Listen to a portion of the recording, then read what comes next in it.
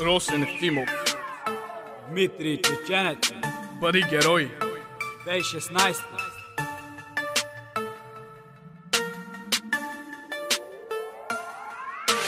Раснах с една цел, като малък, въобще не бях смел аз. Като малък, не мислех за живота. Дай ми в CS да набия хедшота. Мислех си едно и също, но сега живота ми се промени. Мисълта ми започна да се гради. Не мисли за глупости, братле. Парчето ни току-що започва, yeah.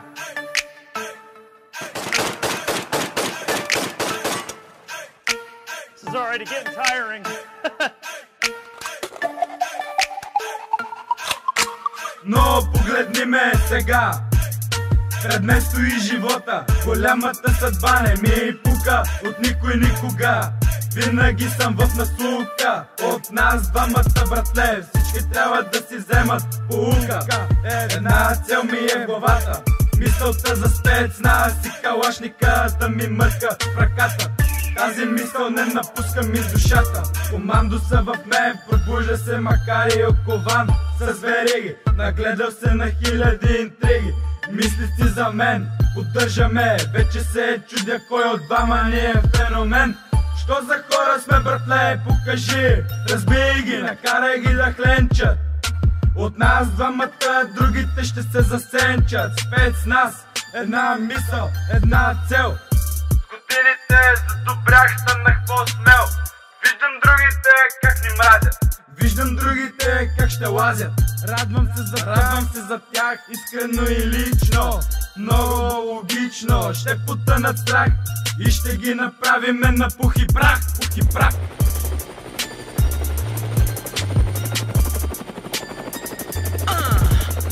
Вижте моя брат мой. Моят успех ще бъде и твой. Рамо до рамо ще влезем в бой. Клетва сме дали да станем герой.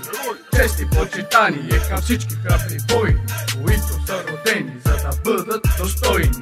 Здрав боен дух, какъв непримирим. Покажи и ще станеш непобедим. Не питайте героя, той защо мре.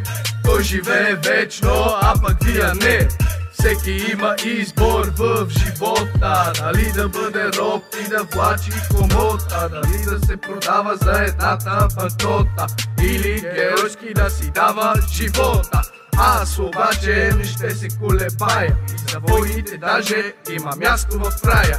Ние нямаме расо, но се борим за душите си и просто следваме от малки мечтите си. Мечтите си. Когато мрат светците, не изпитват страх. И ние мечтаем да бъдем като тях. Истинските войни изповядват ценности, не се влияят от човешки потребности. Истинските войни са като светците, смело с вяра си дават главите. Както дяконът Левски, който беше духовник, и светецът Георги, който беше бунтовник. Така и ние молиме смелост от Бога, за да няма в сърцата ни капка тревога. Не се притеснявайте да бъдете достойни. Архангел Михаил закриля всички войни.